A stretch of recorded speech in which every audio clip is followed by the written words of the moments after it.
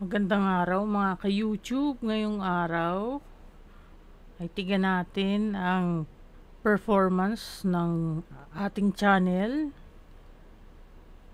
At ngayon ay ika-3, third day ng channel ko. Silipin natin yung mga data. Sa loob ng 3 araw, meron na akong 4,000 views. At sa mga ito, 1,400 ng engaged views. Ibig sabihin, napanood talaga nila ng buo o halos buo ang ating mga shorts. Hindi yung short pants Ngayon, nakakatuwa rin dahil nakakuha tayo ng 56 likes at 9 na bagong subscribers. So, salamat sa mga yon. Sumuporta sila.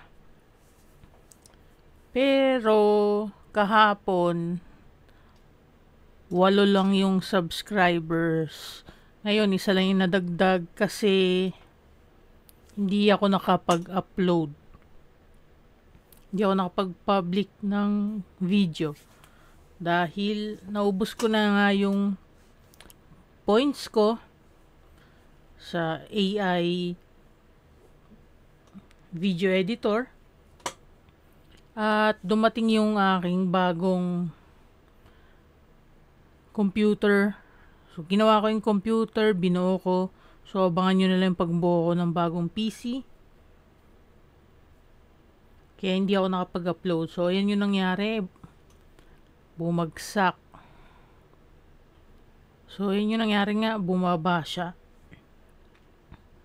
Pero makikita natin dito yung ilang tumaas yung views noong May 5.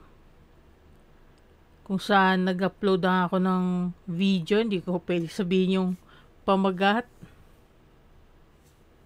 Pasensya na dahil nga maapektuhan yung ating data.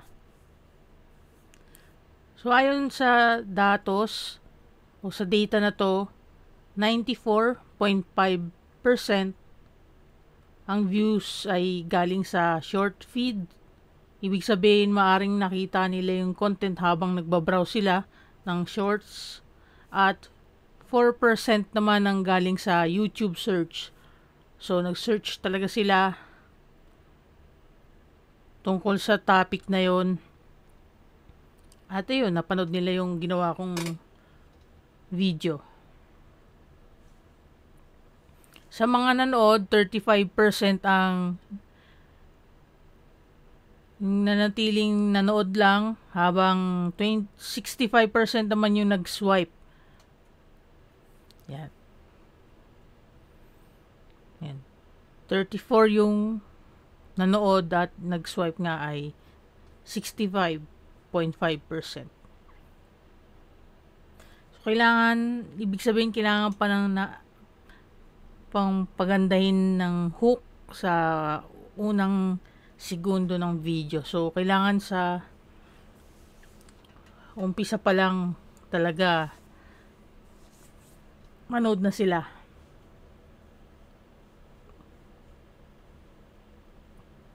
So, ngayon, halos dikit-dikit na yung mga views ng kada videos. 1,004, 1,004, at 1,300.